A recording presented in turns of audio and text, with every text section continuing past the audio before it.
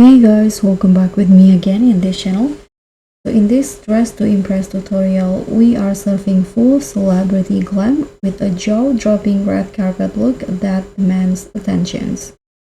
Whether you're channeling your inner pop diva or A-list actress, this outfit will have you owning the spotlight from every angle. And let me show you the steps to create the look. So for the hair, I'm going to wavy hairstyles. The first one, I'm going to put on this one, and I'm going to just go with black for the hair, then combine it with this hair in here with the same color. So once you're done with the hair, you can start creating the outfit. So first, for the dress, I'm going to wear this long dress from code item section, this one. For the first review, I'm going to wear this patterns, and the second one, I'm going to make it black. Then I'm going to combine it with this dress using the patterns.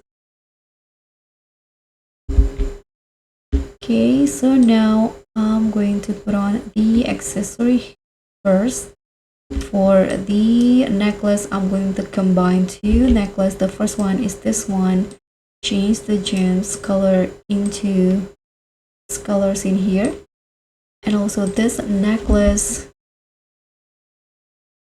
gems color, this one.